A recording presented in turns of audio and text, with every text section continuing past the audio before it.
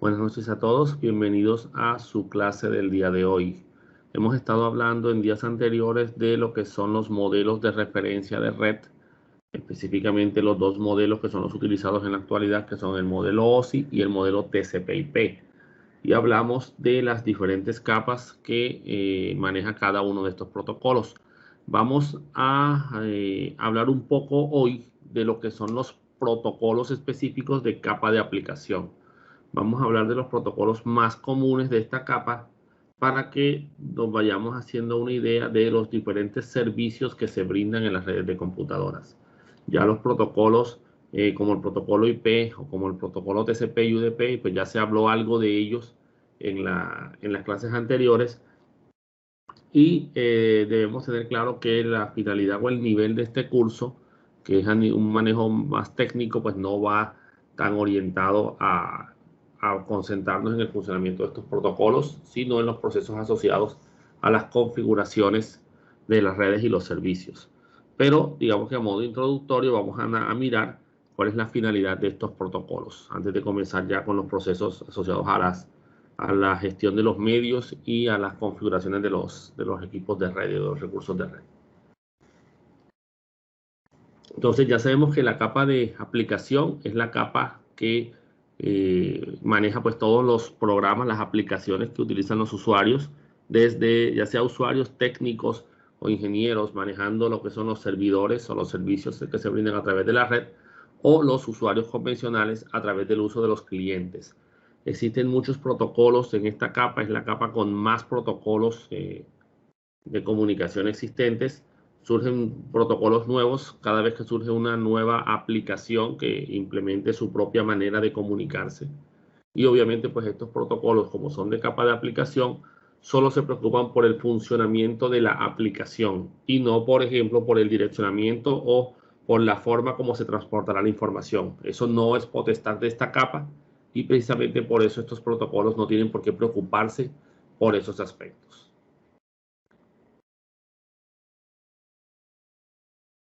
Como hablamos anteriormente, tenemos el modelo TCP/IP, que es el modelo sobre el que se basa el funcionamiento de Internet. Un modelo dividido en 4 capas, donde tenemos la capa de aplicación, que es la que vamos a tocar hoy, la capa de transporte, la capa de Internet y la capa de acceso a la red, como capas inferiores a este protocolo, pero que son utilizadas por los protocolos de capa de aplicación. Uno para el transporte de los mensajes extremo a extremo, otro para lo que tiene que ver con el direccionamiento lógico en la capa de Internet y la capa de acceso a red para lo que es el acceso al medio físico, ¿sí? Ya el acceso al cable o el acceso a la señal de Wi-Fi, por ejemplo. Entonces, para la capa de aplicación, los protocolos que aparezcan acá arriba, pues son irrelevantes en cuanto a la forma como se accede al medio. Puede que nuestro computador esté conectado por Wi-Fi o que esté conectado por un cable UTP o de par trenzado, así que igual navegará en Internet de una forma u otra y accederá a los servicios de a la capa de aplicación de una forma u otra. Pues sabemos que esto es así desde la fundación de ARPANET, creado por la Agencia de Proyectos de Investigación Avanzados de Defensa, el contratista civil del gobierno de los Estados Unidos, y que recibe su nombre de los dos protocolos más conocidos y utilizados de esta esta arquitectura, que son TCP, que es el que se encarga del transporte de los datos. Pues en la mayoría de los casos sabemos que también existe UDP, que se encarga de la misma función, uno con control de, de mensajes de si llegó o no a su destino, y el otro sin ese control. Y el protocolo IP, que es el que gestiona el direccionamiento de las computadoras a nivel lógico, de tal manera que es el que nos permite manipular de dónde viene y hacia dónde va una conexión. Bueno, antes de empezar a hablar de los protocolos de capa de aplicación, hablemos un momento de lo que son las RFC o las Requests for Comments, peticiones por comentario. Son una serie de documentos que se encuentran almacenados en el sitio web de la IETF, la Internet Engineer Task Force, que es la organización que regula precisamente la estandarización de los protocolos de comunicaciones en Internet. Entonces, describe diferentes aspectos del funcionamiento de Internet y otras redes de computadoras, lo que son los protocolos, los procedimientos asociados a las comunicaciones, etcétera, ¿ya? Y comentarios e ideas sobre estos mismos.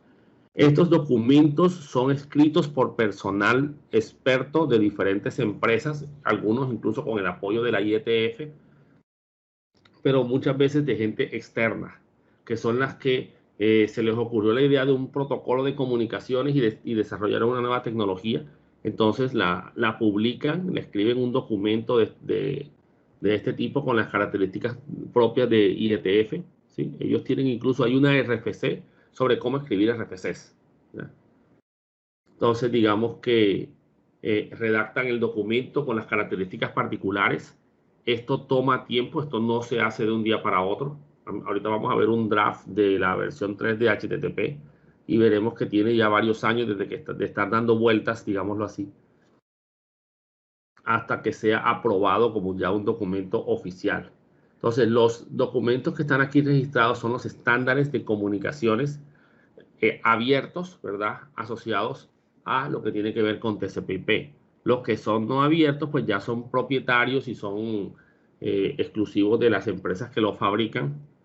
Digamos que ya en ese caso, pues los que deseen trabajar con ese protocolo particular, específico, por ejemplo, de Oracle o de Microsoft, pues tendrán que llegar a un acuerdo con ellos, pagar algunos derechos por el uso del protocolo para que Microsoft o la empresa específica les entregue la información asociada a la estructura de dicho protocolo para que se dé la comunicación. Las RFCs entonces se basan en los protocolos abiertos y tienen un título que identifica al protocolo o al procedimiento, al proceso específico del que se está hablando, porque puede que varias RFCs traten diferentes aspectos del mismo protocolo y se le asigna un número, ¿verdad? Que por lo general no se repite, es el mismo, ese número se le asignó en definitiva a ese protocolo, y si ese protocolo queda desactualizado por una actualización o unos cambios que se le hicieron, pues esa RFC no se puede repetir, ya esa RFC digamos que quedó utilizada y no puede volverse a asignar a nadie más. Estos documentos se tienen que redactar en inglés y en un formato de texto ASCII, o sea que no pueden utilizar caracteres diferentes a los caracteres del idioma inglés y tiene que ser escrito en un bloc de notas, o sea, en un editor de texto. No puedes usar un procesador de palabras como Word para redactar esto, ni mandarlo como archivo PDF. No, tienes que escribirlo en formato de texto, de bloc de notas. ¿Por qué? Porque este es el único formato que entienden todos los sistemas de cómputo. El formato ASCII es común a todas las computadoras. Estoy hablando de los primeros 127 caracteres de esta estructura de codificación, los que vimos en la clase anterior cuando estábamos hablando de la capa de presentación.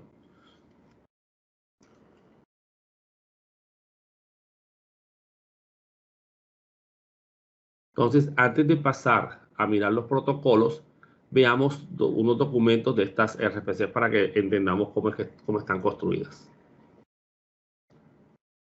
Aquí tenemos la RFC 2616. Aparece registrada aquí.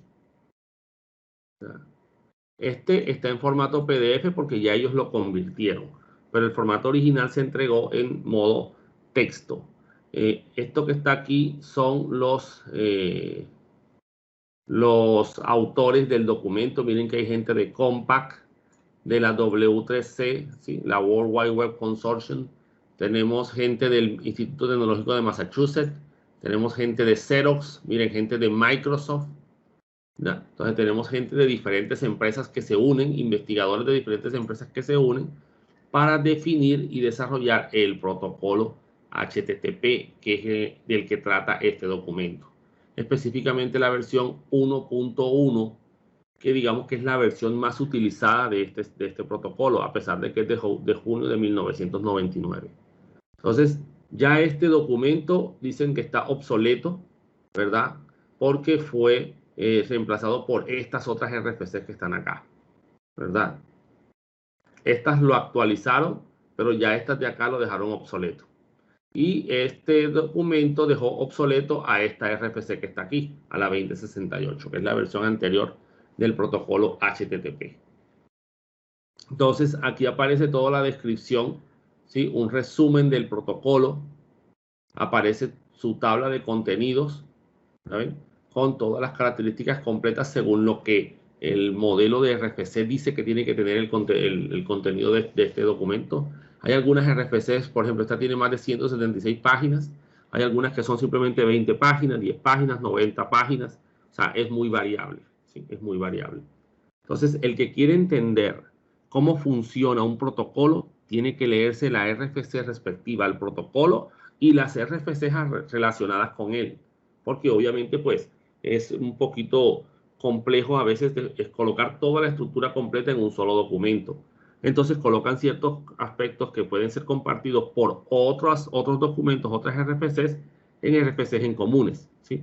Por ejemplo, para desarrollar mi tesis de grado, de maestría, que fue el aseguramiento de un protocolo de comunicaciones, pues tuve que leerme seis RFCs diferentes, una del protocolo específico sobre el cual yo estaba trabajando y otra sobre otros protocolos que acompañan a ese protocolo sobre el que yo estaba investigando, ¿sí? Protocolos que eran generales a diferentes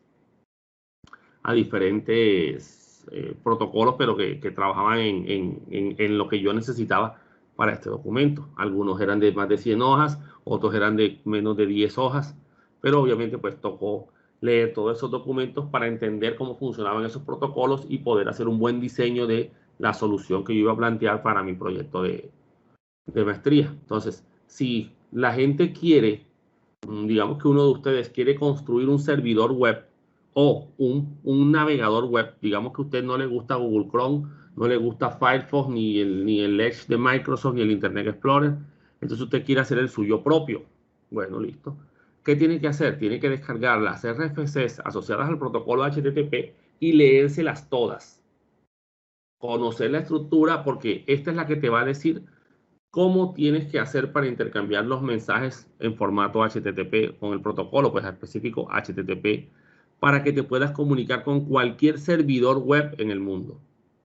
Si no lo haces, pues crearás tu propia versión de navegador, no será completo y obviamente pues en este caso vas a tener el detalle de que seguramente tu navegador no va a ser compatible con casi nadie y obviamente pues no lo van a usar, porque esto es un sistema abierto y la idea es que todos se puedan comunicar con todos, que no importa quién construyó el programa, si es Microsoft, si es Google, si es la gente de Mozilla, no importa quién haya sido, todos deben basarse en el mismo documento, en las mismas RFCs. Así que tienen que leérselas y tienen que construir sus programas basados en las reglas que estas RFCs indiquen. Aquí está la introducción. Aquí tenemos unos requerimientos para entender lo que indica el texto, o sea, describen las palabras que quiere decir requerido, ¿sí? Entonces, ¿qué quiere decir deberían o no debería? La terminología utilizada, por eso es que es bueno poner el glosario de los términos para que todo el mundo los entienda, ¿ya? Y aquí comienza la explicación de las operaciones. Solicitud de una cadena, respuesta de una cadena. Así es como se hacen los dibujos aquí. Todo con texto. No se puede colocar ningún tipo de imagen, salvo que sea una representación de lo que se conoce como arte ASCII. O sea, dibujar todo con símbolos, ¿ya? Para las representaciones. Si vas a poner un teléfono, pues comienza a dibujar línea horizontal, vertical y ahí vas jugando. Todo esto se hace con texto, no se hace de otra manera. O sea que tienes que ser muy bueno escribiendo documentos aquí en el blog de notas para que queden parejitos. Entonces, este es el documento. Aquí está la explicación completa del protocolo HTML y miren que aparecen otras RFCs por otros lados asociados a algunas particularidades propias del protocolo, porque HTTP es un protocolo bastante complejo debido a su masificación. Se ha vuelto muy versátil, ya que muchas otras aplicaciones utilizan el protocolo como base para sus comunicaciones. Entonces, aquí está toda la descripción. Este documento existe una versión en español que alguien hizo alguna vez y la publicaron en algunos sitios web, pero no porque sean específicamente el documento oficial. Un detalle particular que tienen las traducciones de documentos técnicos es que a veces quedan mal traducidos algunos conceptos. Por eso siempre se recomienda leerlos en el inglés original. Entonces, aquí está toda la explicación del funcionamiento del protocolo HTTP. Esta es la RFC que lo explica y muestra las relaciones con otras RFCs, ¿cierto?, necesarias para la construcción de cualquier programa que vaya a hacer uso de este protocolo. ¿Vieron? Entonces, no es un trabajo sencillo. Es más, estas RFCs toman tiempo. Durante el estado del arte de mi proyecto, estuve mirando una RFC o un borrador que se había comenzado en el 2006 y era el 2010, 2012, 2013 por ahí, y todavía no había sido aceptado. Y ese fue el último documento que se escribió, o sea que no fue aceptado ese protocolo. ¿Por qué? Porque tiene que pasar la revisión de unos expertos también. Vamos a mostrarles el draft de la versión 3 de HTTP. Este es el draft. Un draft es un borrador. Es un documento que todavía no es una RFC. ¿Listo? Si se observa bien, este es un Internet Draft y no aparece RFC por ningún lado. Lo está manejando el señor Bishop, ¿sí?, de Akamai, y entregó este documento el 21 de febrero del 2020. Y el documento expira el 24 de agosto del 2020 porque seguramente le hicieron algunas correcciones. Entonces, aquí están las características propias de la versión 3 del protocolo HTTP. ¿Sí? Entonces, obviamente, pues lo que van a incluir aquí seguramente son las variaciones con respecto al protocolo anterior, ¿sí?, a la HTTP versión 2. Porque no van a hacer el documento completo sabiendo que ya el otro documento tiene algo de información. Pero quiero que observen las diferentes versiones del draft que aparecen aquí. La versión actual, este es el draft 27. O sea que ya se han escrito 28, porque comenzamos con el draft 0, 28 documentos diferentes. Y este es de febrero de este año. Vamos a mirar aquí el primero. Y el primero es del noviembre 28 del 2016. ¿Sí? O sea que desde el 2016 están tratando de sacar esta versión 3 del protocolo HTTP. Y todavía no ha sido aprobado. Cuando sea aprobado, se le da el número de RFC y listo, asunto resuelto. Se publica y queda abierto para que la gente lo descargue, porque estos son documentos abiertos, se pueden descargar sin ningún problema y los comiencen a estudiar para actualizar los navegadores, los servidores web y todas las herramientas que lleguen a utilizar el protocolo HTTP. ¿Saben? Entonces, esta es la forma en la que se manejan los sistemas abiertos, documentos públicos que pueden ser leídos por el que los necesite para construir sus herramientas. Entonces, todos los protocolos de red tienen una o varias RFCs asociadas a su funcionamiento, a su estructura. Entonces, como hemos hablado de las clases anteriores, los protocolos, como ya sabemos, se organizan en capas y cada capa se encarga de la finalidad particular de cada protocolo. Ojo, aclaro algo, las RFCs de que vimos anteriormente, o las RFCs como tal, no son solo para los protocolos de capa de aplicación. El protocolo IP, el protocolo TCP también tienen RFCs. Entonces, los protocolos de capa de aplicación son los que más se conocen, porque son con los que tenemos interacción. Es más, es probable que muchos de ustedes conozcan HTTP porque lo ven en la URL a veces del navegador. Entonces, mira, HTTP es lo que aparece en el navegador, pero no sabía qué era. Bueno, es un protocolo. ¿Saben?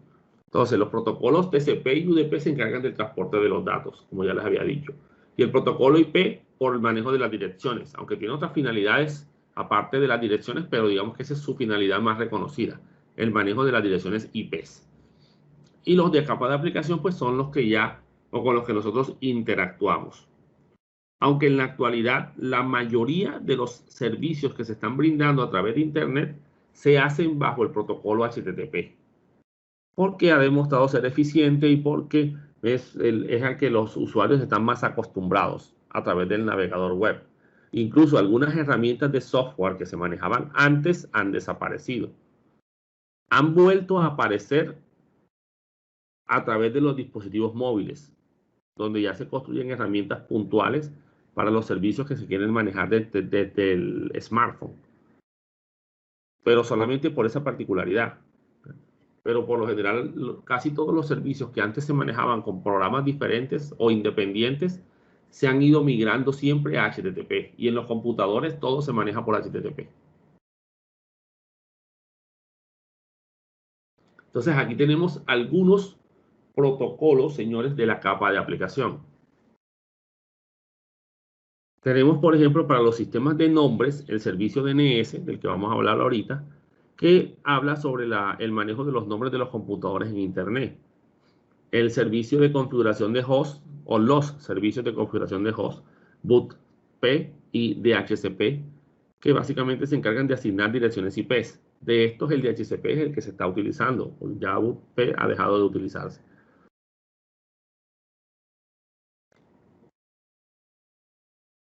Los protocolos de correo electrónico, SMTP, POP e IMAP, para el envío de correos electrónicos y el recibo de correos electrónicos.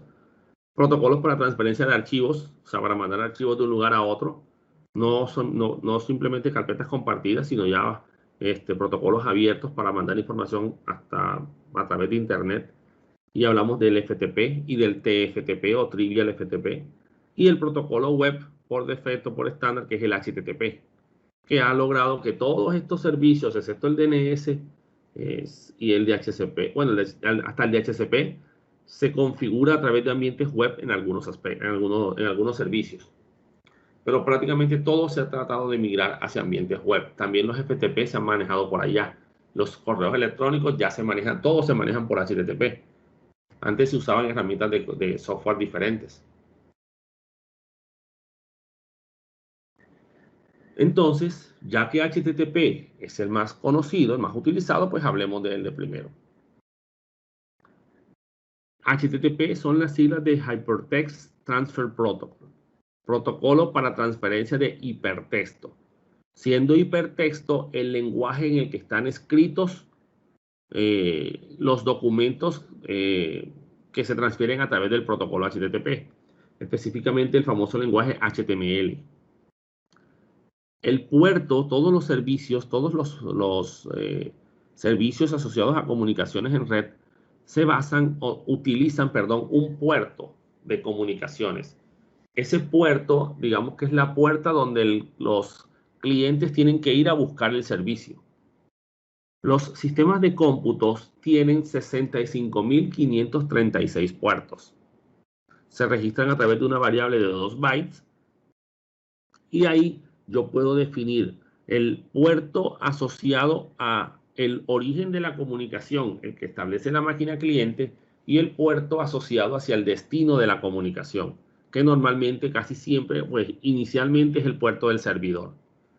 Entonces, como debemos saber a qué puerta tocar cuando vamos a usar un servicio, porque imagínense, yo no voy a ir de casa en casa tocando a ver si ahí hay un restaurante. Yo tengo que saber dónde tocar para entrar al restaurante, porque ya yo sé dónde queda. Tengo la dirección y tengo la puerta por donde entrar. ¿Sí? No voy a entrar por la puerta de servicio, no voy a entrar por la ventana, entro por la puerta que está designada para esto. En el caso del protocolo HTTP, la puerta es la puerta 80. O sea, el número de puerto utilizado es el puerto 80. Y utiliza como protocolo de transporte el protocolo TCP. ¿Sí? Ya protocolo de capa de transporte. Normalmente permite la transferencia de información en lo que se conoce como la World Wide Web, la WWW, la gran telaraña mundial.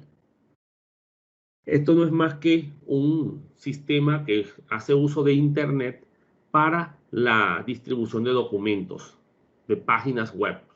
¿Listo? Así llamaron a todo este sistema de distribución de interconexión de clientes y servidores HTTP, la WWW. ¿Listo? Entonces, muchos sitios incluso tienen esas siglas como parte de su nombre, pues porque digamos que es el nombre genérico para hablar del sitio principal de una empresa. Si queremos, pues tampoco es que estemos obligados. Y este protocolo fue desarrollado por la gente que trabajaba para la W3C, que es la World Wide Web Consortium, ¿sí? Y la IETF en 1991, aunque actualmente solo de diferentes empresas junto con la W3C están trabajando ya en las nuevas versiones.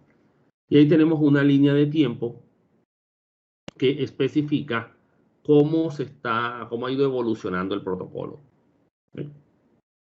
Entonces, cada uno de estos tiene diferentes versiones. Miren que la versión 1.1 se ha mantenido por mucho tiempo. Todavía se sigue utilizando. ¿Sí? Muchas comunicaciones van por esa versión. Y esto quiere decir, señores, que cuando yo vaya a construir un software para el protocolo HTTP, deberé hacer que escriba en las diferentes versiones, que trabaje con las diferentes versiones para que sea compatible con todos los posibles clientes que puedan llegar a tener. ¿Verdad? Y cuando salga la versión 3, pues deberé actualizar mis sistemas para trabajar con la versión 3 del protocolo. O sea que saldrán nuevas versiones de servidores web y nuevas versiones de clientes web. Servidores web como cuáles, pues tenemos Apache, que es uno de los servidores web más utilizados. Tenemos Internet Information Server de Microsoft. Tenemos Tomcat, que es una versión de Apache para aplicaciones desarrolladas en Java, en un lenguaje conocido como JSP o Java Server Page. Tenemos Cold Fusion, tenemos una serie de servidores que pueden ser utilizados para funcionar como servicios que atiendan comunicaciones con el protocolo HTTP. Y clientes, pues estos son los que muchos de ustedes conocen. Tenemos el Google Chrome, que es un navegador web. Tenemos el Internet Explorer, el Mozilla Firefox, Opera, Safari, Nautilus, Conqueror, ¿sí? Microsoft Edge. Entonces, tenemos una cantidad de software ya construidos por empresas específicas, clientes, para que se comuniquen con esos servidores. ¿Listo? Todos a través del protocolo HTTP. Entonces, HTTP, como dice aquí, es un protocolo sin estado. Esto quiere decir que no guarda información sobre las conexiones anteriores. A medida que yo me voy cambiando de página, incluso dentro del mismo sitio, los valores que yo tenía en la página anterior se van perdiendo a medida que yo me voy cambiando de página. Esto se puede solventar con un mecanismo alterno, por ejemplo, como el manejo de sesiones, que me permitan identificarme en toda mi navegación durante el sitio. Por ejemplo, cuando ustedes entran a Leva, ustedes se identifican con un usuario y una contraseña y con eso crean una sesión de comunicaciones. Esa sesión de comunicaciones queda mantenida mientras ustedes no le den, digamos que no se vayan al botón de cerrar sesión. Y mientras ustedes se estén moviendo por el sitio, el sistema los va a seguir identificando como el estudiante X, ¿verdad? A pesar de que cada vez que te cambies de una página a la otra, se van perdiendo las variables. Pero eso simplemente es, hay mecanismos para poder solventar esa situación. El otro mecanismo puede ser el uso de cookies, ¿sí? Una cookie no es más que un archivo que se descarga, que el servidor te entrega a tu computadora y tu computadora lo descarga para para poder hacer alguna operación particular que el servidor necesita. Por ejemplo, para identificarte y que la próxima vez que tú te vayas a conectar, como ya tienes esa cookie ahí almacenada, te estás identificando y él sabe quién eres tú. Y te pueda mostrar o te pueda mantener el estado en el que quedaste cuando estuviste en el sitio de ellos. El problema es que hay algunas cookies que pueden llegar a ser maliciosas, porque pueden ejecutar operaciones sobre el computador que tú no deseas. Como por ejemplo, puedes capturarte información de tus contactos, sacarte información, contraseñas y cosas por el estilo de tu computadora. Obviamente esto es algo peligroso, pero en algunos casos es necesario que se autoricen las cookies y debido a eso, por cuestiones ya de seguridad, cada vez que una página vaya a hacer uso de cookies y te vaya a entregar cookies, pues te tiene que informar de que se va a descargar una cookie y tú tienes que autorizar la descarga de esa cookie. Si no, pues simplemente no se descarga la cookie y no adquirirás los beneficios o no tendrás las características que este sitio te está dando para ti. Entonces, señores, estas cookies pues son esos archivitos que tú descargas, que tu sistema descarga desde el servidor, simplemente para manejar estas características y poder manejar algún tipo de identificación y manejo de posibles estados, ya que el protocolo HTTP no lo maneja. Aquí están las diferentes versiones con las respectivas RFCs específicas asociadas a las diferentes versiones, ¿sí? Miren que en el 2000 salió la HTTP 1.2, en el 2015 salió la versión 2 del HTTP y la versión 3 está desde el 2016 en formato de draft, de Internet Draft.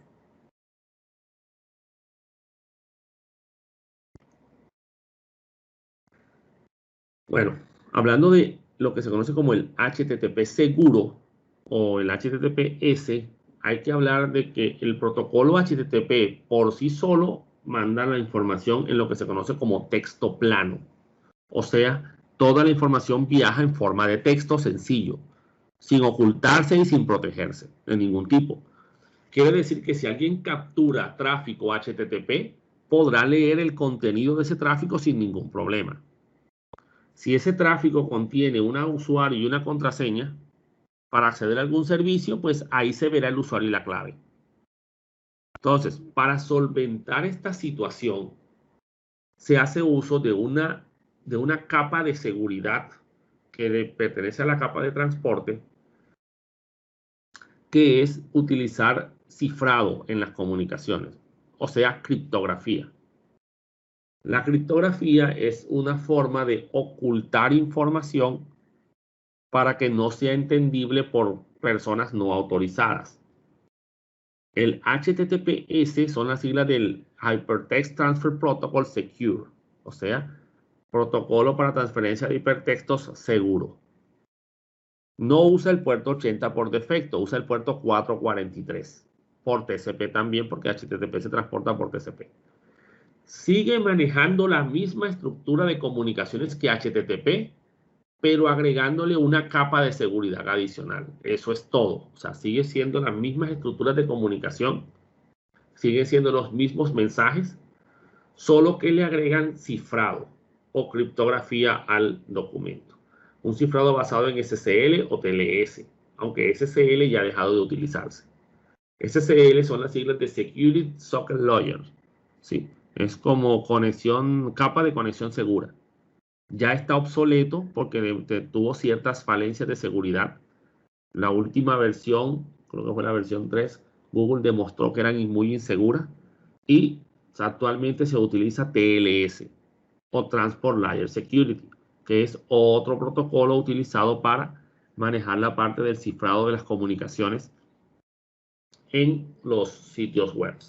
De tal manera que si alguien llega a capturar un tráfico de esa comunicación entre el cliente y el servidor, pues no entienda lo que está ahí, porque para poder descifrar ese mensaje necesita usar algo llamado una llave de cifrado, que solamente el emisor y el receptor tienen. ¿Listo? Entonces usa criptografía asimétrica para autenticar al receptor. ¿Cómo así? Usa un archivo específico de llave, conocido como una llave pública, para poder identificar a la persona que le está mandando la información.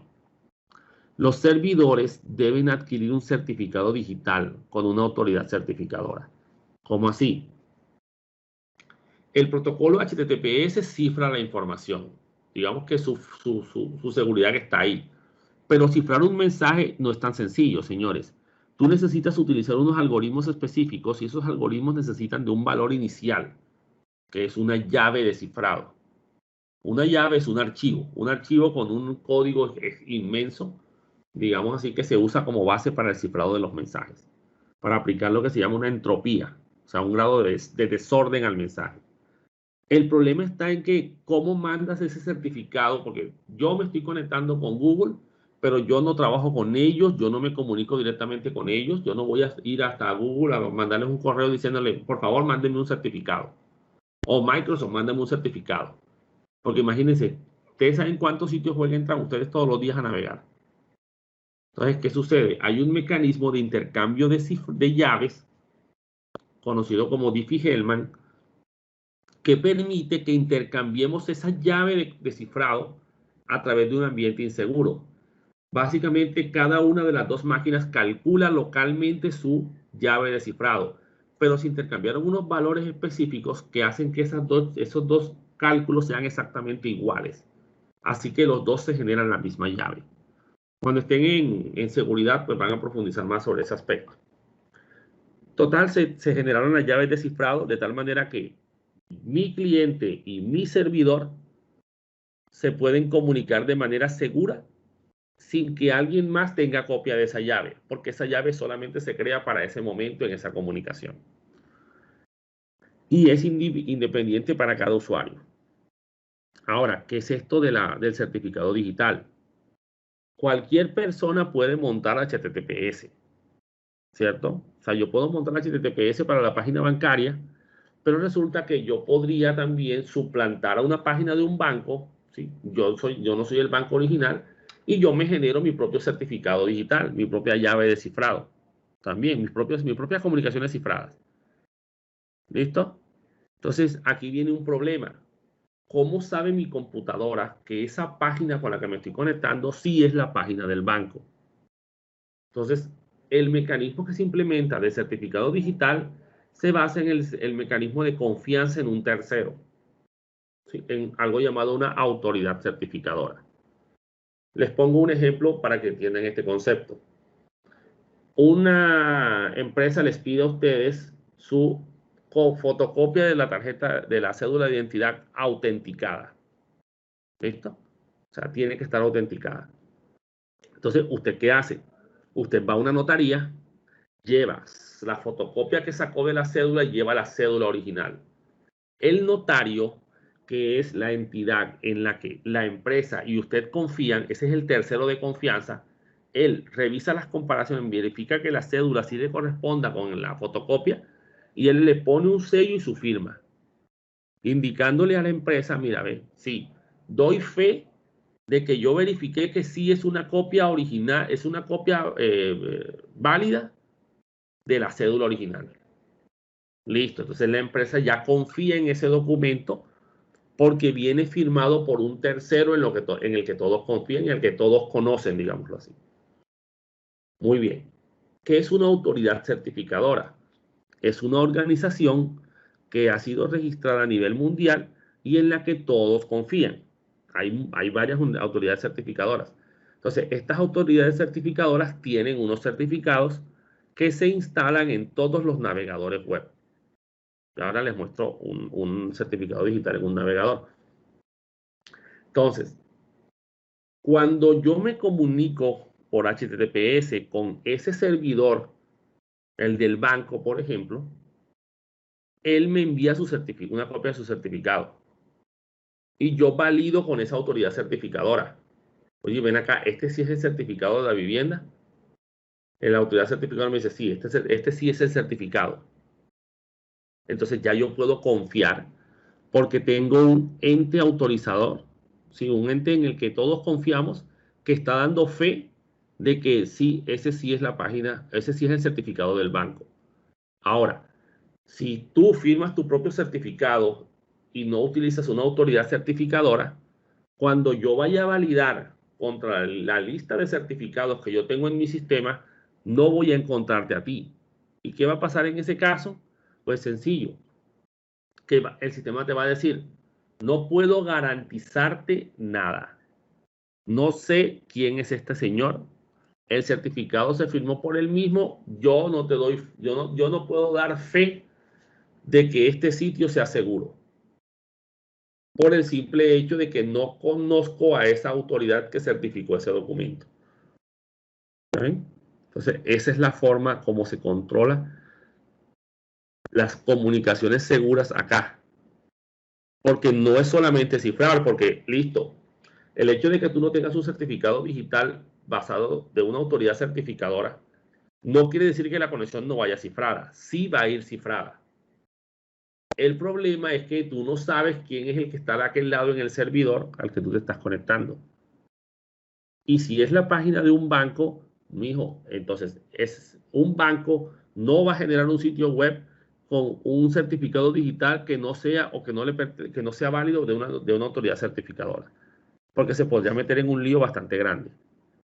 Así que si te sale algún error de HTTPS, mijo, verifique que estés seguro de que sí te estás conectando con el sitio correcto. Si el sitio es tuyo, es de tu empresa y es local allá adentro, y tú sabes, tú sabes que ese es, no, si es que este sí es el sitio. Ah, bueno, listo. Conéctese sin problemas, porque ya usted da fe de que sí se está conectando como es debido. ¿Ya? Porque tú confías en tu red, no sé. ¿Sí? Es como cuando tú le pides, si tú le pides la fotocopia de la cédula a un amigo para algo, algo que tú vas a hacer acá, que no es oficial ni es nada de, si no es algo tuyo particular, tú no le vas a pedir que la autentique. Tú confías en esa parte, pero tienes ese riesgo. ¿Ya? Entonces, la idea del HTTPS es que los que quieran utilizarlo compren un certificado digital. En Colombia los vende Certicámara. ¿Sí? Vende certificado digital de una empresa que se llama Bureau Veritas, de Symantec. ¿Ya? Entonces, ellos, tú compras el certificado y se lo instalas al servidor para que con ese certificado se firmen y se intercambien los mensajes seguros en tu plataforma y te puedas identificar. Lo cuesta 1.800.000, 2.500.000, o sea, y un solo pago. Eso sí, es solamente para el servidor que tú hayas definido.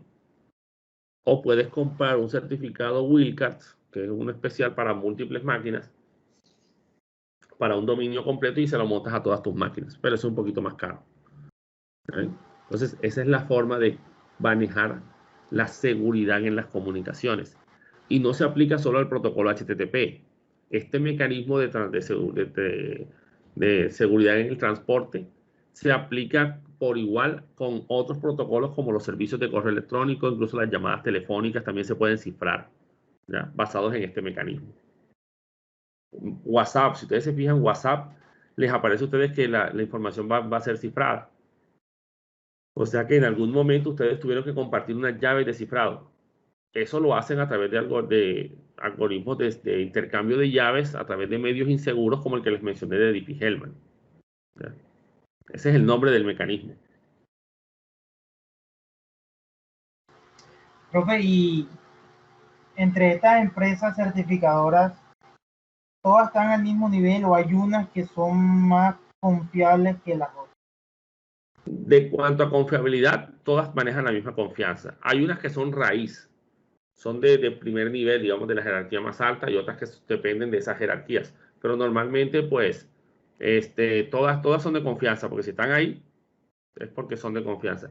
Hubo unas que se generaron que eran certificados gratuitos que comenzaron a tener ciertos problemas. La verdad no sé si todavía estén funcionando porque lo estaban utilizando delincuentes para comprar certificados digitales también.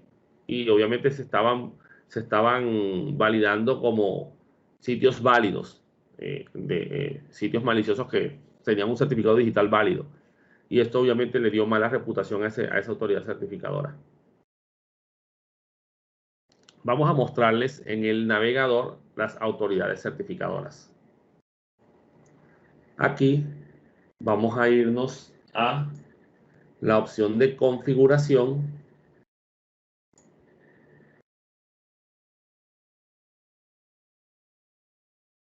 y nos vamos a la opción de seguridad.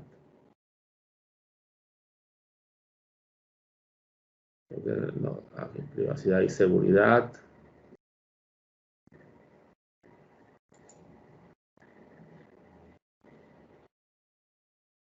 Vamos a buscar por acá. Aquí está, administrar certificados.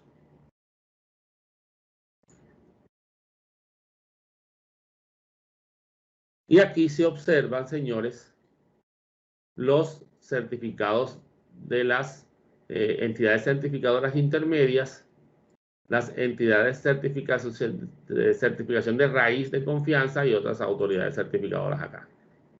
¿Ya? Entonces, aquí están los diferentes certificados de las diferentes autoridades certificadoras. Entonces, cuando un certificado es enviado, tú lo comparas con lo que está, con estos certificados que tú tienes aquí de autoridades certificadoras para validar que te estés conectando con una entidad autorizada de verdad porque tienes este certificado válido. Estos certificados tienen unas fechas de vencimiento y todo lo demás, ¿sí? Entonces, miren, aquí hay uno que yo hice para una clase que estaba haciendo de seguridad informática. Vamos a cerrar aquí y vamos a mirar aquí, por ejemplo, en el EVA, el certificado digital. Aquí tenemos el candadito que me dice que la conexión es segura, me dice que el certificado es válido, que está usando 7 cookies. Aquí tendrían que informar eso, ¿verdad? Y aquí en más información, perdón, aquí en certificado, yo puedo ver el certificado, ¿sí? El certificado fue emitido por ESET SCLA Filter CA. Es válido desde el 27 de agosto del 2019 hasta el 27 de agosto del 2021, o sea, hasta el otro año. El otro año tienen que actualizarlo, ¿ya? Aquí están los detalles del certificado, versión, la firma, ¿sí? El algoritmo de firma que se utilizó, quién lo emitió, ¿sí? Que es la empresa ESET, que es la que fabrica un anti-malware muy utilizado, ¿sí? Entonces, aquí están las características propias del certificado y aparece ESET SCLA Filter CA a virtual.americana, que este certificado está amarrado a este sitio, ¿ya? Aquí, obviamente, pues el certificado que ya habíamos visto.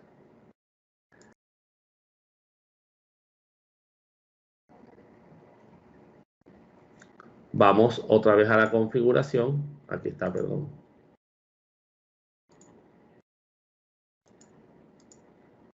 Y vamos a buscar el certificado, la autoridad ESET SCLA Filter CA. Ahí está. ¿Sí ven?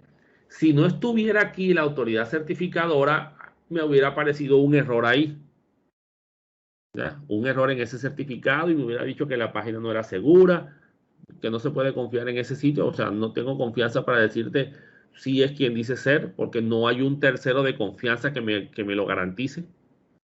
Entonces, digamos que esa es la forma como se controla el hecho de que las páginas sean seguras de por sí, ¿ya? Si nos vamos aquí a Google, a ver si aquí aparece. Vamos a hacer una búsqueda aquí. Vamos a buscar esto para que me salga aquí el candadito.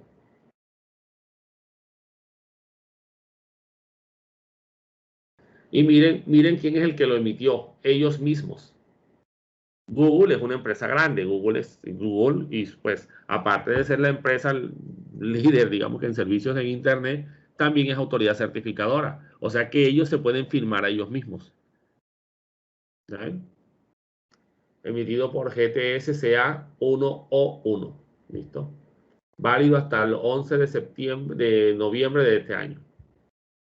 ¿Ya ven?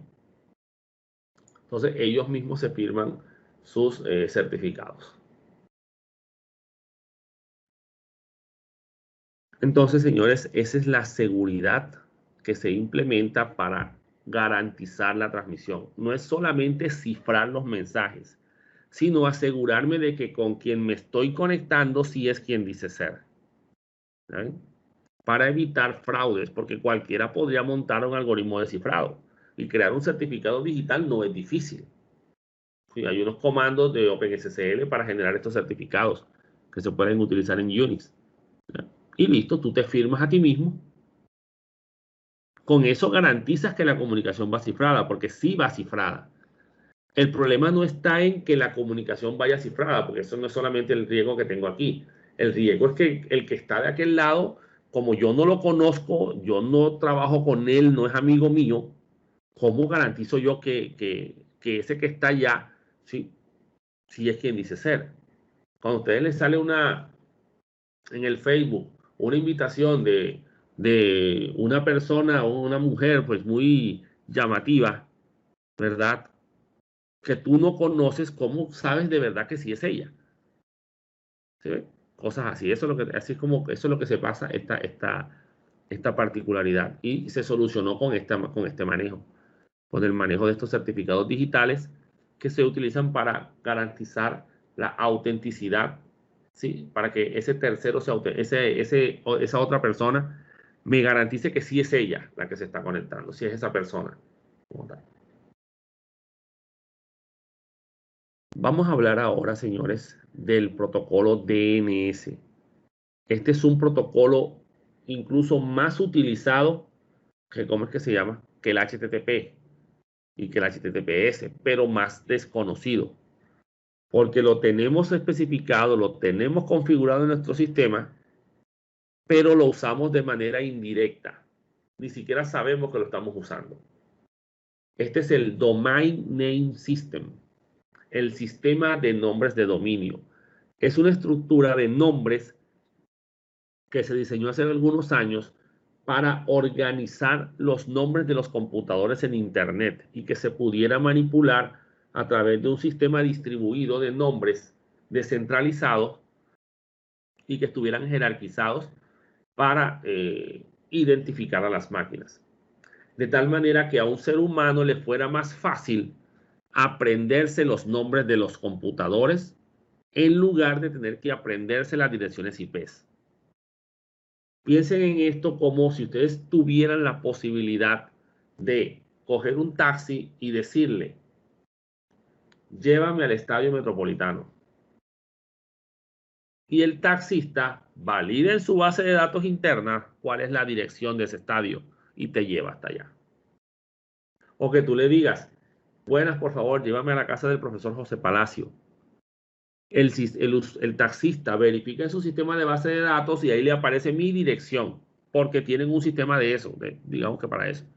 Y ya tú no tengas por qué darle mi dirección, en parte porque no te la conoces. Y él coge y te lleva, porque él encontró la dirección por ti.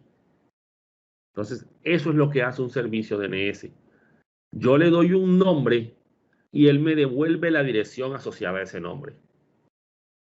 Entonces, cada vez que ustedes navegan en Internet, ustedes escriben www.americana.edu.co, su computadora hace una solicitud DNS al servidor que esté configurado en tu configuración de red, preguntándole cuál es la dirección IP de ese computador www.google.americana.edu.co.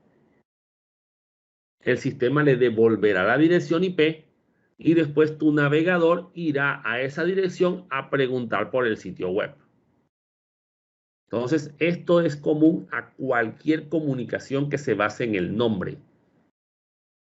Ya sea hacer un ping, ya sea solicitar una conexión a una base de datos por el nombre del servidor de base de datos, ya sea encontrar el servidor de correos. Todos se basan en el nombre. Entonces, es una estructura de nombres que se jerarquizó, e incluso hace varios años ya en la ONU, en una reunión de la ONU, se definió los nombres de dominio asociados a cada país, las extensiones de cada país. Y Colombia ganó la extensión .co, ¿sí? De Colombia. Francia FR, ¿sí? Argentina AR, Venezuela BE. Cada país escogió su extensión. Y listo, entonces, de esa manera, en el nombre de dominio se puede visualizar. De último, que es la jerarquía más alta, el dominio está escrito, digamos que al revés. Lo último que está escrito es la jerarquía de dominios más alta, que en este caso representa el país, ¿sí? Ese es el top level domain. Después, en la americana viene el tipo de organización, que en este caso es edu, una institución educativa. Esa extensión se vende. Y americana es el nombre que la empresa compró. Entonces, sumando todas las partes del nombre, tenemos americana.edu.co. Ese nombre de dominio la universidad lo adquirió, ¿sí? Lo adquirió hace algunos años con una organización llamada Cointernet, que es la que está autorizada en Colombia a vender los dominios.co. Porque créanme, todo esto está organizado. La ICANN, que es la organización que controla todo esto del manejo de las direcciones y nombres de dominio, controla la adquisición de los nombres para que no haya nombres repetidos. ¿Ya? Entonces, la americana compró americana.edu.co y listo, ya puede asociarla a diferentes servicios, cada uno con un nombre distinto. Entonces creó el www para la página principal, app virtual para el EVA, aplicaciones para Sinú y otros servicios adicionales que se brindan desde esos servidores, ¿ya? Pero el dominio o el apellido común es americana.edu.co. También tiene el dominio coruniamericana.edu.co, que fue el primero que se adquirió. La verdad, pues no fue una... Es la decisión más común, pero no fue una buena decisión en su época porque nos amarramos a lo de corporación. Y somos corporación ahora, pero más adelante, esperemos que sea pronto, la universidad va a pasar o va a dejar de ser una corporación universitaria para ser una universidad. ¿Listo? Eso es un paso normal de todas las instituciones de educación superior en Colombia. Ninguna comenzó como universidad. Todas comenzaron como fundación o corporación de algo. ¿Sí? Después de cumplir ciertos requisitos, pasan a convertirse en universidad. O sea que a futuro nosotros seremos la Universidad Americana. Entonces, sería bueno irnos deshaciendo de ese core uniamericana y dejarlo, por ejemplo, en americana.edu.co, que es el dominio actual. Pero ya eso es un trabajo que tiene que hacerse de migración, de asociar al otro dominio y de cómo es que se llama y de ir informando que ya se va a vencer ese otro dominio y se va a pasar todo para americana para que los usuarios sepan. Se tiene que dar una gabela de varios meses. Ya todo un procedimiento asociado a migrar todo del dominio coruniamericana completamente al dominio americana. Sobre todo porque los correos electrónicos son muy importantes. Dígame. Y si el dominio americana ya se encuentra utilizado, ¿cómo haría ahí? Porque he escuchado que lo pueden comprar. No, o lo compran. Sí, al que ya lo tiene. Tú lo compras, tienes que buscar otro. Ahora, ¿qué universidades existen en Colombia que se llamen Americana, por ejemplo? Entonces, ¿por qué? Porque es que tú no vas a comprar americana.com, que seguramente ya está comprado. Tú vas a comprar americana.edu. Es probable, digamos, que el colegio americano lo compró americana, compró americano y americana. Ya yo no puedo hacer nada, porque lo compraron primero. ¿Ya? Me toca buscar, le pongo uniamericana, por ejemplo. ¿Ya? Me toca buscar otro nombre, un nombre alterno, porque ya ese está ocupado. ¿Sí? Ahora, nosotros ya lo compramos, americana.edu.co es de la Corporación Universitaria Americana. El dominio se vence en un tiempo, tiene un costo de 35.000 pesos por año. ¿Ya? Eso no es nada. Entonces, cuando se va a vencer, faltando 3 meses más o menos, te comienzan a mandar correos. Se va a vencer su dominio. Se va a vencer su dominio. Como no te pongas las pilas, pierdes el dominio. Y perder el dominio, bueno, lo pierdes temporalmente, o sea, deja de funcionar. Pero te lo reservan, porque tú eres el propietario original. Si no lo compras en el tiempo esperado, pues el dominio se libera y cualquiera lo puede comprar. ¿Ya? Entonces tú tienes que asegurarte de no dejar que te quiten ese nombre. Miren, un problema de lo de corporación se ve en la CUC. La CUC siempre fue Corporación Universitaria de la Costa, pero hace como 3, 4 años, no sé, no recuerdo, 2, 3, 4 años, logró su título de universidad y ahora es la Universidad de la Costa. Pero ¿qué pasa? Que todos le dicen CUC. No, yo estudio en la CUC, yo estudio en la CUC, yo estudio en la CUC. Y su sitio web es www.cuccuc.edu.co. ¿Qué pasa? ¿Qué les tocó hacer? Bueno, nosotros somos la Universidad de la Costa Cook para poder solventar esa situación. ¿Ya? Entonces, ya ellos están amarrados a ese nombre. Algo que la americana pues no quiso. O sea, digamos que ellos van por buen camino, ya teniendo el dominio americana. Pues ahora lo que tienen que hacer es tratar de ir olvidando ese dominio coruniamericana. Sobre todo porque eso genera problemas en las indexaciones en Google también. ¿Ya? No es bueno tener múltiples dominios. Nosotros una vez tuvimos una visita, pero en otra universidad, de un asesor español que era experto en esta parte de posicionamiento en Google y nos hizo cambiar los dos. Nosotros teníamos también 2 dominios. Nos hizo quitar uno de los dominios. Porque eso generaba problemas de diversificación de los enlaces y de la indexación. ¿Ya? Todo debe ser amarrado a un solo dominio.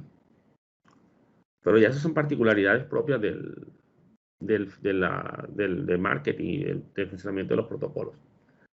Muy bien, entonces el sistema de nombres de dominio fue creado en el 83 en la RFC 881.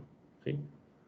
Y en el 87 se sacó la RFC 1034 y la 1035, que son las más conocidas, de los conceptos asociados al sistema de nombres de dominio y de la implementación y las especificaciones del protocolo. Y ha tenido sus mejoras, sus actualizaciones incluso. Hace como 2 años más o menos se mejoró muchísimo el sistema de seguridad del servicio DNS y fue una fecha crucial donde se le dijo a todo el mundo, fue un 2 de febrero, pero no recuerdo exactamente el año, que a partir de esa fecha los sistemas que tuvieran el sistema de nombres de dominio antiguo iban a tener problemas para la identificación de nombres, porque poco a poco iban a ir descartando ese sistema antiguo porque tenía muchas falencias de seguridad, ¿no? Y entonces permitía muchos ataques informáticos. Entonces ya ahora mismo se maneja una versión nueva, pues no he buscado las RFC, la verdad, habría que buscar las nuevas versiones del servicio DNS para validar pues qué diferencias tiene con respecto al otro. Incluso te pusieron una página donde tú podías poner tu dominio para validar si tu dominio ya estaba preparado para esa nueva versión o si ya estabas en esa nueva versión.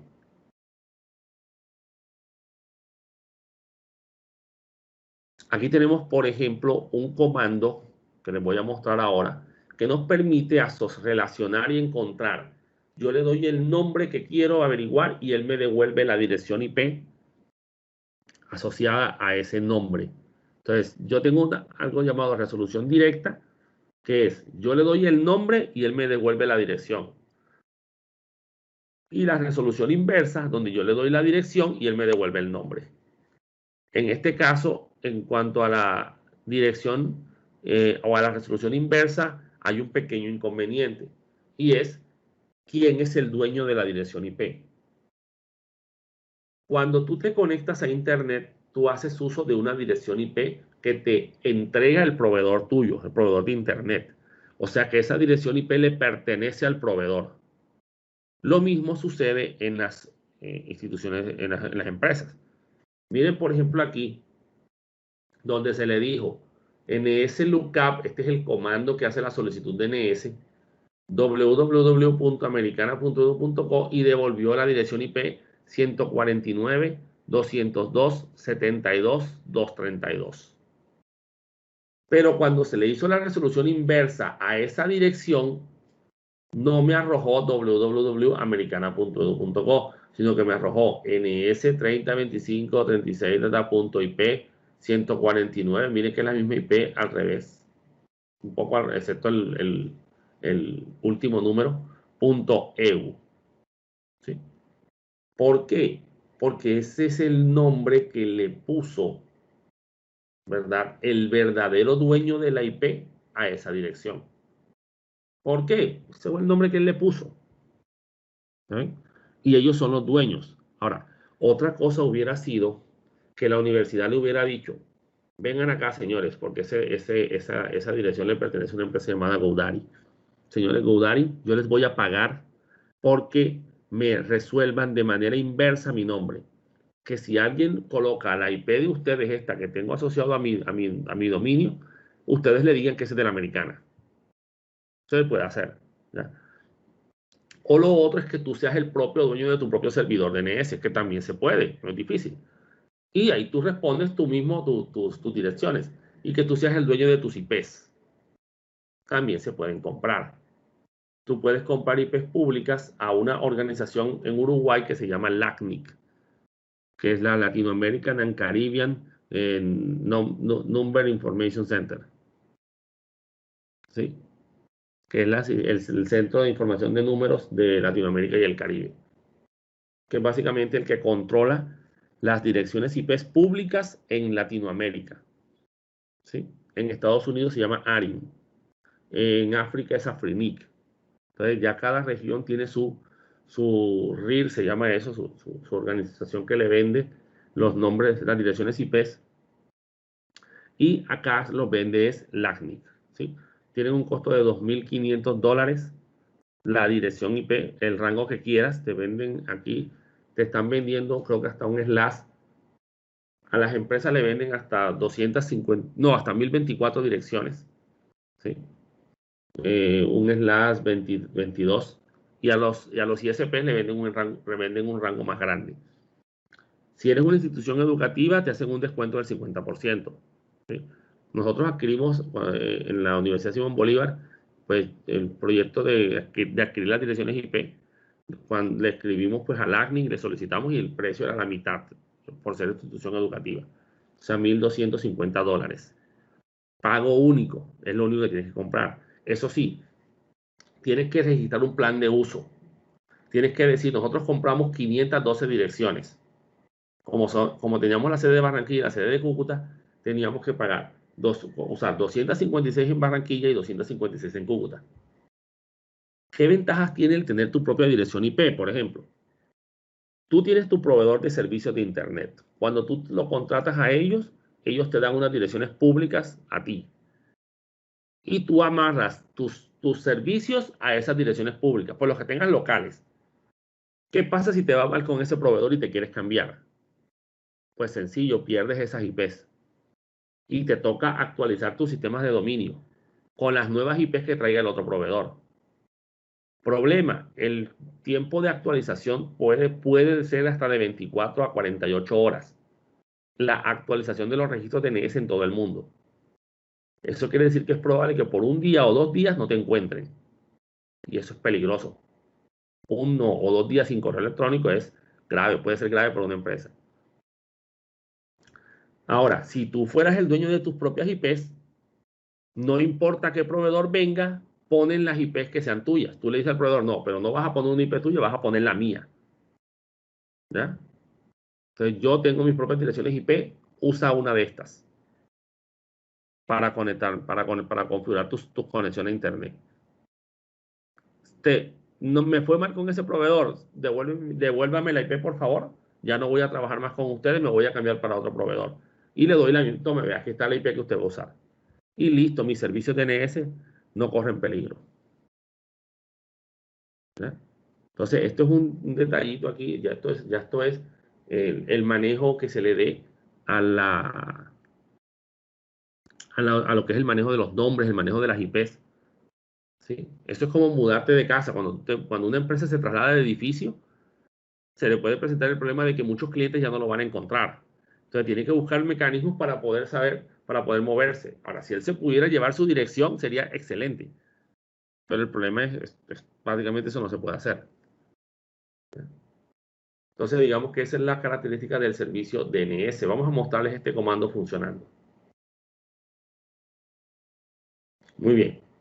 Aquí tenemos la consola del sistema operativo y voy a ejecutar aquí ns lookup y voy a decirle aplicaciones.americana.edu.co, que es el nombre de dominio de Sinú, de la aplicación para el registro, para las notas y para todo lo que tiene que ver con los procesos académicos de la universidad. Y mi servidor DNS es el servidor 8.8.8.8, que es un DNS público de Google. Y me dijo que la dirección IP es la 190.14.242.152. Entonces vamos a copiar esa dirección y marcar con Enter copio. Y ahora voy a ir a un servidor, a un navegador web. Voy a ingresar a aplicaciones con todo esto. El nombre del dominio es este, hasta aquí. Lo demás es el puerto de conexión, que no es el 80 por defecto, sino el 8080. Eso también se puede hacer. Yo puedo cambiar los puertos como yo quiera. Y esta carpeta dentro del servidor. Listo. Ese es el acceso a Sinú. Ahí cargó. ¿Sí ven? Vamos a cambiar aquí. Y voy a colocar la dirección IP que encontré. Ya no el nombre de dominio, sino la dirección IP. Listo. Cargó Sinú también. ¿Sí ven? O sea que yo puedo irme por el nombre o por la IP. El problema es aprenderme las IPs. Ahora, si yo navego por la IP, es más rápido porque me ahorro la solicitud de DNS. Me ahorro la búsqueda del nombre. Pero el problema es aprenderme todas las IPs. Y ahora hay sitios que están configurados para no responder a la IP, sino al nombre. Ya esas son configuraciones internas que se hacen. ¿Ya ven? Pero entonces, cuando yo escribo aquí aplicaciones, este nombre, ¿sí? El navegador llama a un cliente DNS del sistema operativo para que le averigüe la dirección IP. ¿Sí? Lo mismo que se hizo con el comando nslookup, lo hace este navegador. Y listo, busca la dirección IP y se va hacia esa dirección específica dentro del sistema. Entonces, esa es la forma de trabajar del servicio DNS. Cada vez que tú escribas un nombre, no importa qué programa uses. Si usas un navegador web para HTTP y le pones un nombre, él va por el DNS a buscar la IP. Si lo haces desde un software de correo electrónico, él va a buscar el nombre por el servidor DNS. Por lo menos el nombre del servidor, no el del usuario de correo electrónico. Ya eso es otra cosa. Si es el servidor de base de datos, pues y le das el nombre, pues él va a buscar por DNS siempre. Siempre que le des un nombre, él va a buscar por DNS la dirección de ese nombre. O sea que el DNS es transversal a todo mundo aquí. Por eso les dije que es el servicio más utilizado, pero también es el más desconocido. Porque tú no lo ves funcionando. ¿Ya? Tú no te das cuenta que lo estás utilizando. Miren, a veces se ha caído el internet, ¿verdad? Entonces haces tú, mira, estoy entrando a Google y no entra, no entra, no entra. Y tú pones la dirección IP y sí ingresa. Entonces, ¿qué pasa ahí? Tienes un problema de resolución DNS. El internet no tiene problemas. El problema lo tiene tu servidor DNS. Cámbialo, pones otro y se soluciona el problema. Por eso una prueba que normalmente yo hago cuando se va el internet es algo como esto.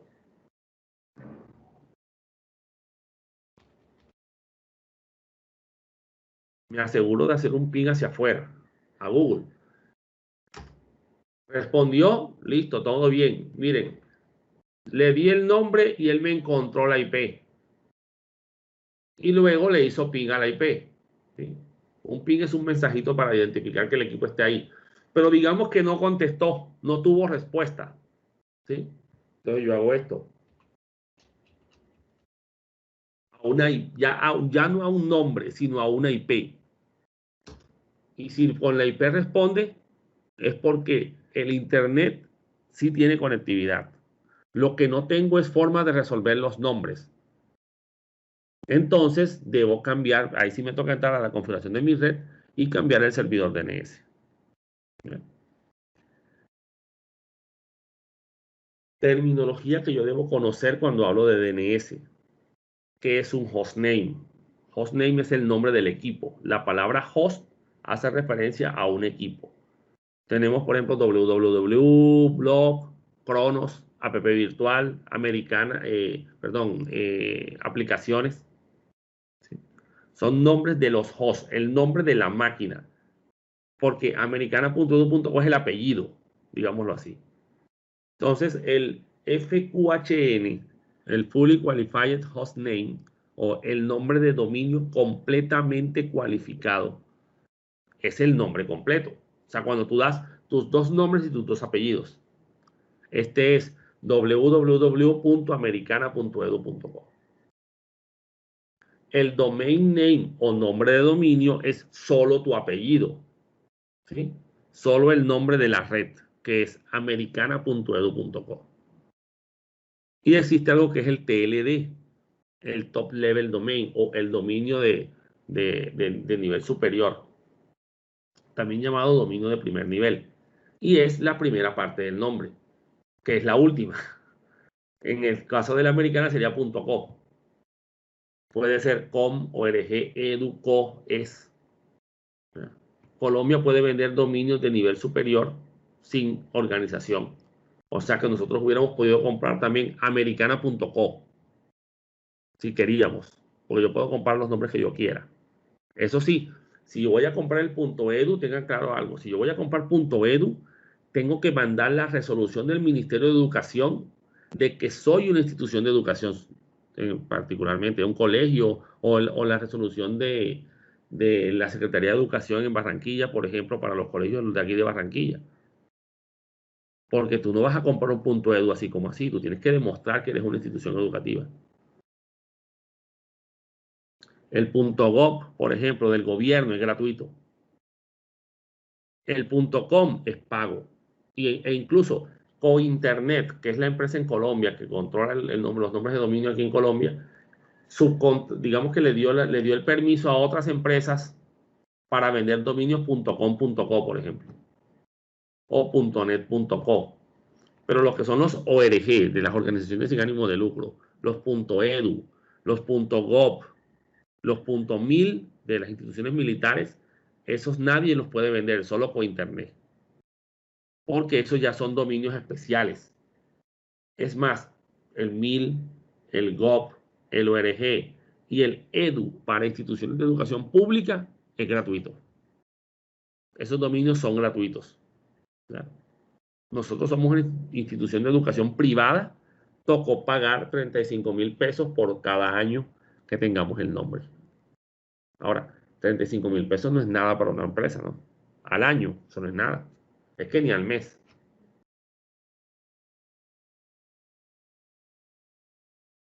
Y aquí tenemos la jerarquía DNS.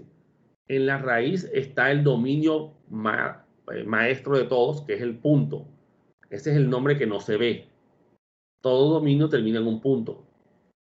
Lo que pasa es que eso no se escribe. Y esa es la jerarquía donde están los servidores raíces, que son varios. Están los servidores de la NASA, hay unos servidores del FBI, de la Universidad de Berkeley. Los primeros servidores DNS que existieron. Luego vienen los de primer nivel, segundo nivel y así sucesivamente. Entonces, edu.co, americana.edu.co y www.americana.edu.co. Esta es la jerarquía. Ahora, ¿y cómo funciona? Pues sencillo. Simplemente un usuario pregunta por un nombre, un servidor DNS verifica en su base de datos local, por si acaso ya antes le han pedido por ese nombre. Verifica, no hace parte de mis nombres. Se lo pregunta a los servidores DNS que están afuera también, porque él se comunica con otros servidores DNS. El que sepa le responde y él le responde al usuario. ¿Listo? Como esto es un sistema distribuido, cada servidor tiene un conjunto de nombres que son los propios de ellos, de su empresa. Entonces, digamos que el DNS da funcionamiento a Internet de una manera, digamos que muy fuerte, digámoslo así. O sea, es la base del funcionamiento de Internet en la actualidad, para que no tuvieras que aprenderte las direcciones. Porque antes, señores, tú tenías que tener una especie de archivo que todavía existe en los computadores, que es un archivo llamado host, donde tenías este nombre le pertenece a esta IP. Y los nombres los inventabas tú, porque era un archivo local tuyo. Pero te tenías que aprender las direcciones. Claro que en esa época no había muchas direcciones IP. Pero como esto comenzó a crecer, señores, ese sistema quedó muy obsoleto. Entonces decidieron inventar este nombre de dominio así todo distribuido y donde no hubiera un centro particular, pero sí un conjunto de organizaciones que regulan esto. Porque Internet, señores, no le pertenece a nadie, pero es regulado por un conjunto de organizaciones. Porque si no, esto sería un desorden.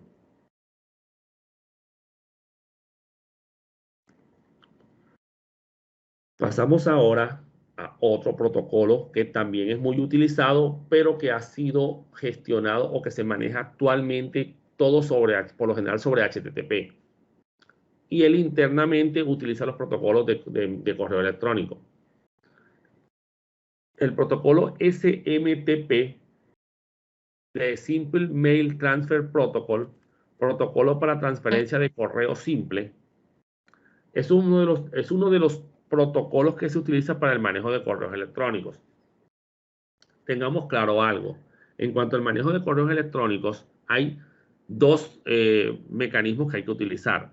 Uno, el mecanismo que se encarga de enviar los correos. ¿Sí? De que yo, cliente, envío un correo y ese servidor, que ese es el SMTP, lo recibe, ¿verdad? Y lo retransmite a los que tengan que retransmitírselo. Ese es para enviar correos. Y hay otro que es para recibir los correos, que se asocia ya a la casilla o a la cuenta de correo electrónico que se esté manejando, que en este caso es la que me entrega a mí mis correos y no me los confunde con los de otro más, que esos son los servicios, ya sea POP, los protocolos, perdón, POP o IMAP. Ahora los vamos a ver. Entonces, SMTP envía los mensajes de correo. POP e IMAP me los entregan a mí como cliente que soy de esos correos. ¿Ya? Entonces, el Simple Mail Transfer Protocol es el protocolo que se utiliza para intercambiar los mensajes de correo electrónico entre las computadoras. ¿Sí? Utiliza por defecto el puerto 25 por TCP en forma de texto plano. ¿Sí? Fue definido inicialmente en agosto del 82 por la RFC 821 para lo que es la transferencia y la 822 para el manejo del mensaje. ¿Ya? Actualmente están las RFC 5321 y 5322. Entonces, el SMTP es el que envía. Tú tienes que tener configurado en tu cliente de correo un servidor, servidor de envío, SMTP, y servidor de recibo, POP o IMAP. Uno de los dos. O ambos, si el sistema utiliza ambos. Cuando ustedes configuran su cuenta de correos en su celular, por ejemplo, ya ustedes, digamos que solamente le tienen que decir que es una cuenta de Gmail y el sistema automáticamente lo gestiona. Pero digamos que no usaran el servidor de correo, sino que la americana tuviera su propio servidor de correos que ellos mismos configuraron. Pues ahí, cada vez que tú vayas a configurar tu correo electrónico en tu dispositivo móvil, tendrías que decirle a la americana, por favor, dame el nombre o la dirección IP de tu servidor SMTP y si usas POP o IMAP, también dame esos servidores y dame los parámetros de autenticación que tú utilices si es que utilizas autenticación y el puerto que utilices para yo poder configurar mi software en el celular para que pueda enviar correos de la americana, porque yo soy estudiante de la americana y tengo mi cuenta de correo de la universidad, porque si no, ¿cómo vas a saber tú cuál es el servidor? ¿Sí? Como les digo, como estamos con Gmail, todo es transparente y tú solamente tienes que decirle, hey, el servidor es Gmail y ya el sistema sabe porque esos servidores son reconocidos. Y si fuera Hotmail sería lo mismo. Ya estos software saben cuáles son los servidores SMTP, POP e IMAP. ¿Ya? Y se autoconfiguran. No es difícil. El servidor SMTP de Google se llama smtp.gmail.com. Y el de POP3 se llama pop.gmail.com. Y el de IMAP se llama imap.gmail.com. Y ya. O sea, no es difícil tampoco. Pero si fuera la americana, ella tendría que decirnos cómo llama a sus servidores. ¿Ya? Entonces, el funcionamiento se basa en qué? Primero, pues tienes que estar en línea, o sea, tienes que estar conectado a la red, a internet.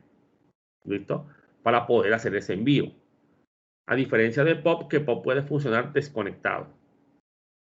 Entonces, el SMTP permite que los clientes envíen correos a los servidores y que los servidores se envíen correos entre ellos. Ahora, para la recepción, como les dije, se utilizan protocolos como POP o IMAP. Cuando un servidor se envía correo entre otro servidor, sencillo, nosotros somos de la americana y usamos el servidor de Gmail y nos vamos a comunicar, por ejemplo, con un estudiante de la autónoma que utiliza servidor de Hotmail. Entonces, nuestro servidor de Gmail se lo tiene que mandar al servidor de Hotmail. Y el servidor de Hotmail verá cómo lo organiza ya. ¿Saben? O tú le vas a mandar un correo de tu cuenta de Hotmail a alguien que tiene una cuenta en Gmail o en Yahoo. ¿Ya? En cuyo caso, pues los servidores tendrán que mandarse los correos.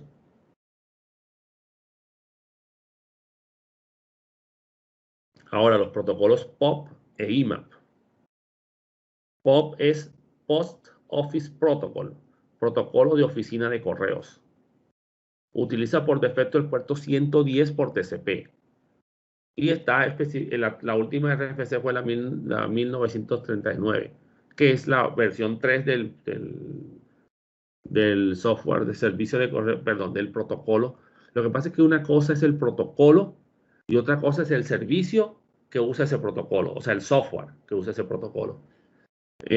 Por ejemplo, el protocolo web es el HTTP, pero servidor tenemos, por ejemplo, Apache, tenemos Internet Information Server, ¿sí? Son ya los softwares. Y acá cuando digo POP es el protocolo. Y también hay servicios, ¿verdad?, que usan ese protocolo. Y el IMAP, que es Internet Message Access Protocol, es otro protocolo para hacer lo mismo que POP.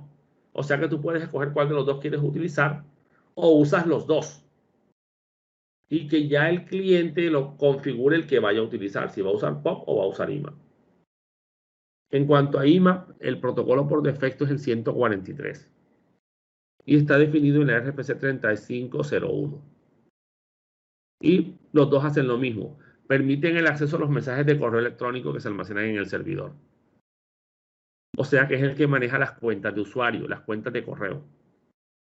Él es el que organiza tus correos electrónicos y te los envía a tu computadora.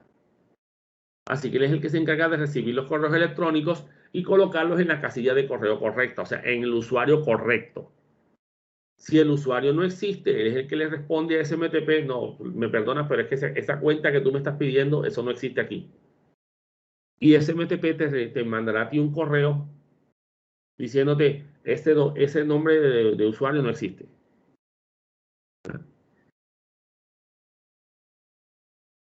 Entonces, aquí está una explicación. Tenemos un software aquí instalado. Antes se instalaba un software, antes de que se masificara el uso de lo que se conoce como los webmails o los correos por la web, como Gmail, como Hotmail. El primero que yo conocí fue Hotmail. La verdad no sé si fue el primero, pero fue el primero que surgió y estuvo gobernando por muchos años, hasta que lo compró Microsoft.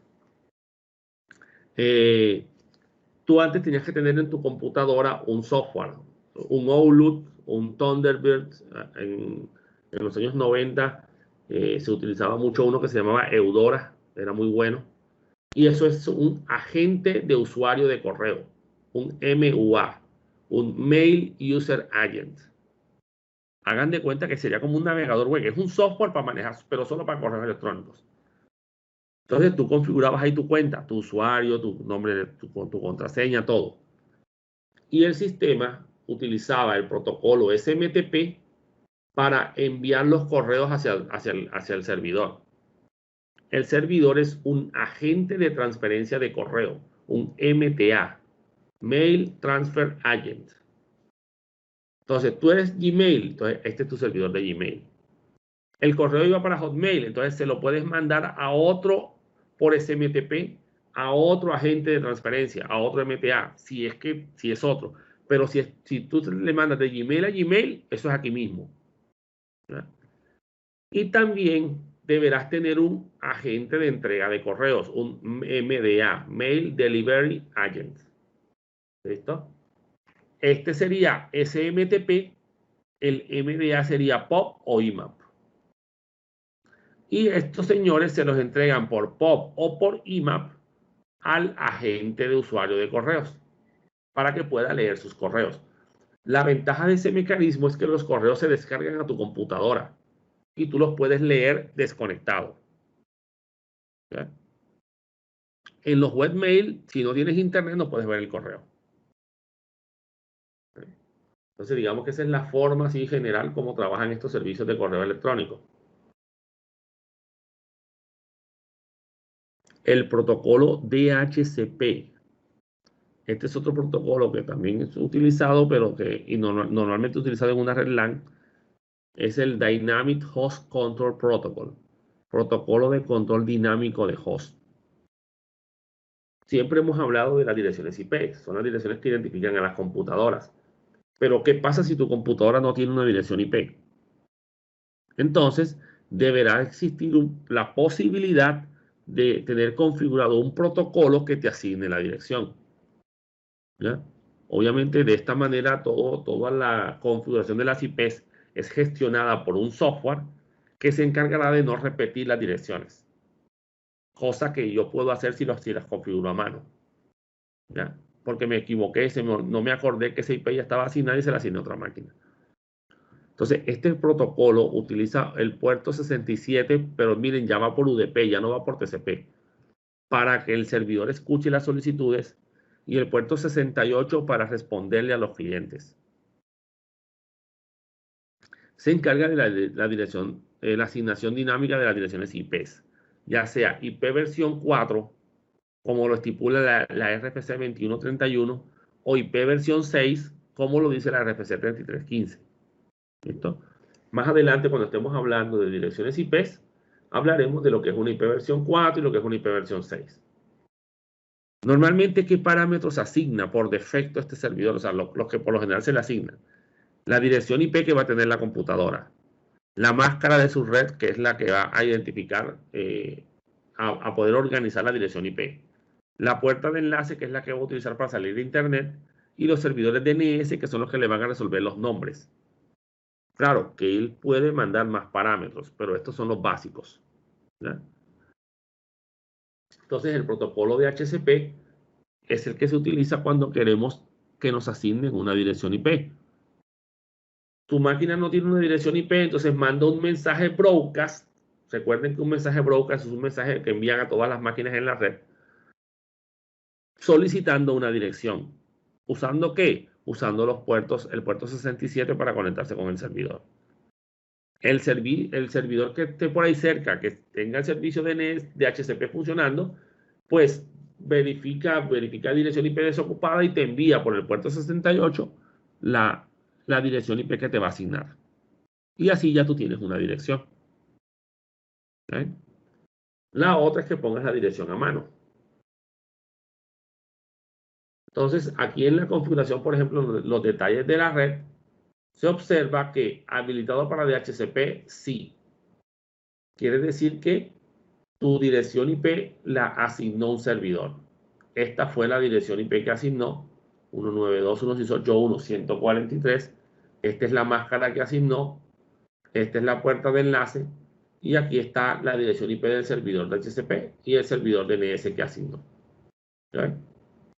Entonces, en este caso, esta IP fue asignada a mi computadora por mi servidor de HCP, que es quien en este caso, el router de mi proveedor de internet, que tiene el servicio de HCP habilitado. Con eso, el usuario nada más tiene que colocar el cable y conectarlo a la red y asunto resuelto. Si no, pues tendríamos que ponerle la dirección IP a mano. Y tengan por seguro que muchas personas en sus casas no saben eso. Entonces, el servicio de HCP vino a reemplazar a otro que se llamaba BootP.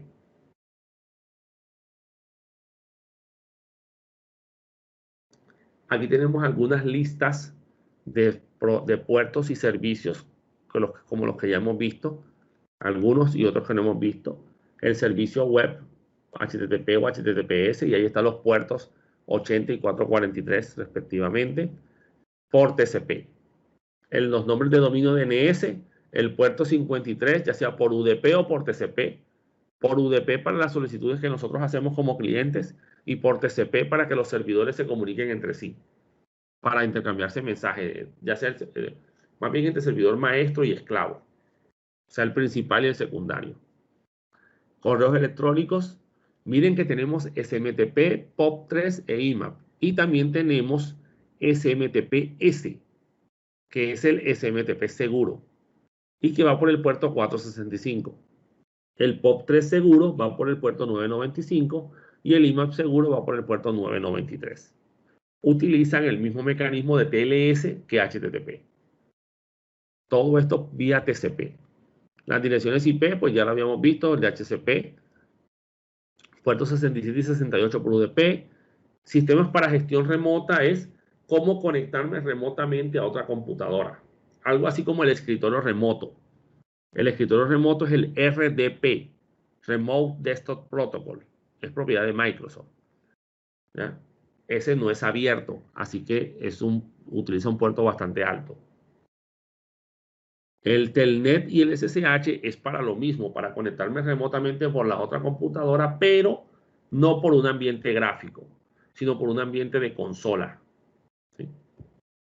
Entonces el Telnet es el puerto 23 y el SSH es el puerto 22, por TCP también. Los servicios de red de Microsoft se manejan a través de unos protocolos de NetBIOS, ¿sí? Que utilizan los puertos 137, 138 y 139 por TCP y por UDP. Y para el servicio de compartición de archivos a través de CIFS o SMB se utiliza el puerto 445. ¿Sí? Ese es el que permite compartir las carpetas. La transferencia de archivos por FTP se hace con los puertos 20 y 21 por TCP. Transferencia de archivos diferentes a las carpetas compartidas de Windows. Entonces, estos son algunos. Hay muchísimos, como les digo. ¿Ya? Todos estos números de puerto aparecen en un archivo aquí en la computadora. Ahora se los voy a mostrar. Una pregunta, Dígame. usted ahorita hablaba de los puertos, que uno mismo también como que si arma su cosa y demás, uno mismo le asigna los puertos. ¿Esto para qué sirven más que todo? Mira. Tú llegas a un hotel, ¿cierto? Vas a buscar a una persona. Llegas a la recepción y te dicen, él está en la habitación 425. ¿Cuántas puertas crees tú que tiene el hotel? Por lo menos una por habitación, ¿no? Y en cada habitación hay una persona distinta. Entonces tú estás preguntando por una puerta específica, te dan el número de la puerta y tú sabes cómo llegar a esa, a la misma dirección del hotel, pero vas a la puerta específica. Entonces, cada computadora puede tener un conjunto de servicios que está brindando o puede ser un cliente. Entonces, imagínate que tú te estás conectando con Google para buscar información sobre Linux. También en Google, en otra pestaña, estás buscando información sobre Microsoft. Estás buscando mucha información, ¿verdad? Todas hacia la misma dirección IP. Entonces, ¿cómo haces para independizar cada dirección? Sí, ¿cómo es que se llama? Si te conectas todas con la misma dirección IP. Sencillo, a cada una le pones un puerto distinto, estableciendo lo que se conoce como un socket o una conexión, que se asume con dirección IP, dos puntos puerto. O sea que te conectas con la 8.8.8.8, dos puntos, 1200 para la primera conexión. Después la 8.8.8.8, dos puntos, 5000 para la segunda conexión. Entonces, el puerto te permite eso. Adicionalmente, una computadora puede tener varios servidores corriendo. Por ejemplo, tiene un servicio de base de datos que usa el puerto 3306, por ejemplo, con MySQL. Y también tiene un servidor web en el puerto 80. Cuando tú te vas a conectar con ella y vas a buscar la base de datos, ¿a qué puerta tienes que tocar? Pues a la 3306. De todas las que él tiene, esa es la que maneja el servidor de base de datos. Y si vas por la web, pues te vas al 80. ¿Sí? Entonces, el puerto te sirve para identificar específicamente con qué servicio te quieres conectar. Tú llegas al hotel y preguntas con qué, en dónde está en qué habitación está el señor tal. Es como decir, en qué puerto está el correo electrónico. ¿Ya? No, 25. No, está en la habitación 405. Entonces tú vas hacia la habitación 405, que es el puerto que te dijeron donde estaba la persona que tú buscas. Esa es la finalidad de los puertos. ¿Ya? Piensa en un computador como un hotel con 65.536 habitaciones. Y en cada habitación puede haber un servicio distinto. ¿Ya? Esa es la finalidad de los puertos.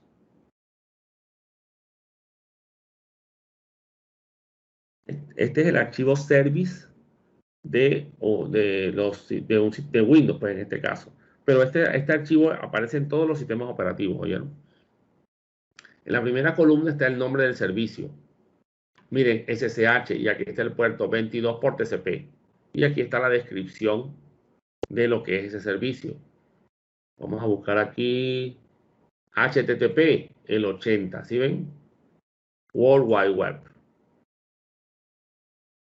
443, HTTPS, ¿sí?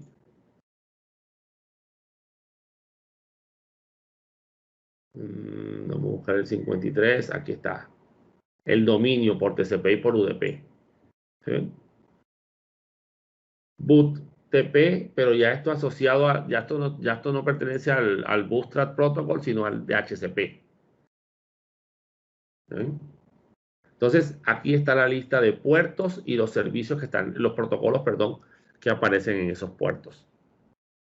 ¿Sí?